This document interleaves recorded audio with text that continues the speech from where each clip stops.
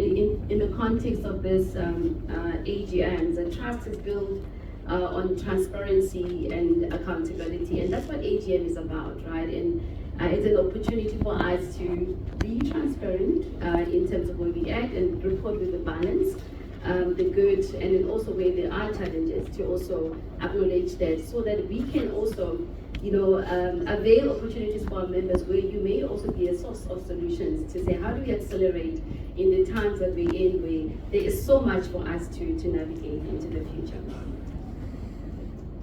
Right, so I will speak to just a quick reminder of who we are, just reflection on the purpose, and the chair has spoken greatly in this regard, so I'm going to move very quickly on some of the aspects. And then of course it's important to look back, but also looking back with clear reflections, and then also anticipating the future as well. As we learned earlier on, that really leadership is really about that, it's about having foresight as well. And then I would like to also share with you our socioeconomic impact that we achieve through our controlled entities, the Saika ED Whole Factory, and of course Tutuka.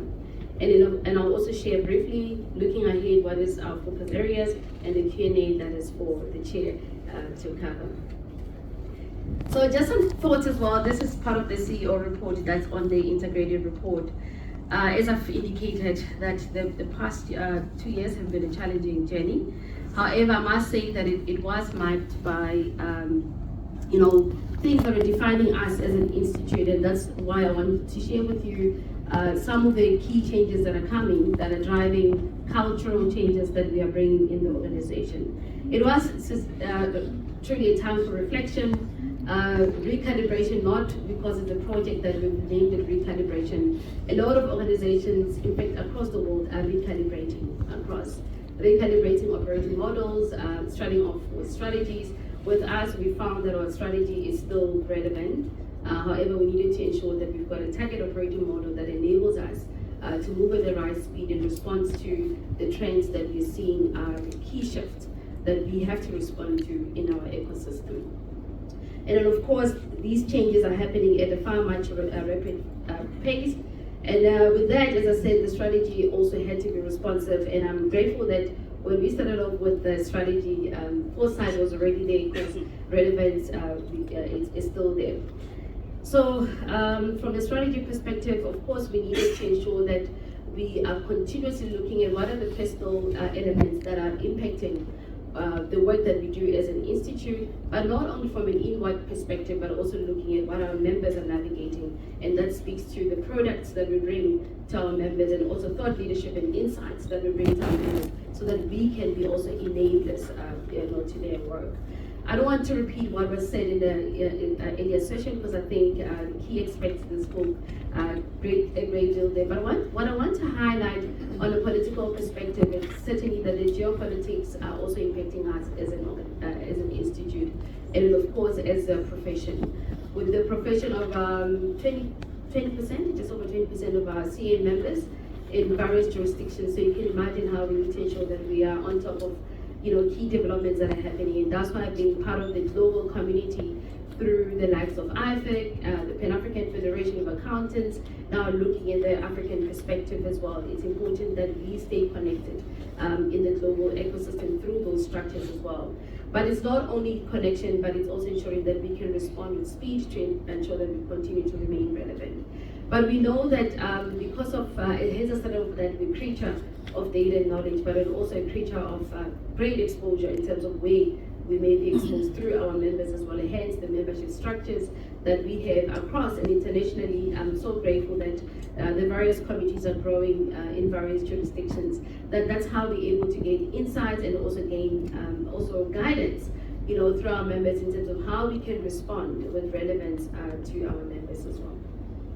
And then of course, the environmental aspect, it speaks to how we're responding as Saika from a sustainability perspective, but then also from an SA Inc. perspective. And we're also grateful that when you look at the work that we're doing in South Africa through the Adoption Readiness Working Group that is under DTIC and CIPC, that we are responsible for the cluster that is responsible for capacity building. And you can imagine that this is now for SA Inc. It's not a task that we take for granted.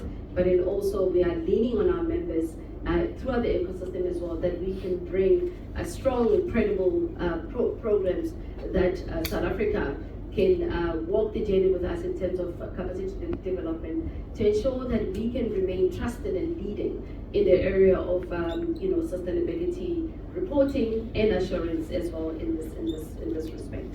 But internally, we're also looking at in the future to also consider the adoption of the IASB standard, but that's the work that is still in progress. We'll communicate, once we get to that stage. Because we are strong believers that we need to model the way as well as an institute. So I'm going to move right along in terms of some of the aspects as we transition with resilience, but it's also important that we celebrate some wins along the journey, despite the challenges that we're also navigating as well. And I'm grateful that the integrated report that we're encouraging you to read, we hope that we can also get the same recognition that it was awarded the best report in the NPO space. We also got an award from CIPS in relation to the procurement work that we do in the organization as well. Right, but everything that we do is beyond awards. It's all about purpose, and I want to highlight that it's performance with purpose at the core of it, and the purpose that we are driving, that we are realizing in everything that we do with the capital allocations that we put, whether it's human capital, financial capital, which is what the members are enabling us through the membership fee, which is the core income of the institute. It is what enabled us to realize the impact that we can make in various areas as well. And not only in South Africa, I want to emphasize it in the international ecosystem. So the integrated report does give context to the framework that we've adopted. In this case, it was assured, but I want to emphasize that the assurance as well was for selected areas as well. Mazas is in the room, should there be any questions in relation to the assurance that we got. And then of course, cycle, we're still investing in the 6 capitals. We're still adopting the 6 capital model as well. You will see across the integrated report is that we are sharing the stories of impact that our members are making, and it's so amazing to see how our members are diverse. As you would have seen, the EcoCycle Fishing Group, the kind of work that they're doing. These are our winners under the Student Leadership Award for 2025. So we do have awards on an annual basis. So these are our winners as well. I'm not going to go into a lot of details in sharing the stories because I think my 15 minutes will not work in this case. Right, so but please do have a look at the stories. I mean, we do have members that are doing great work beyond the numbers, as you see. Some vision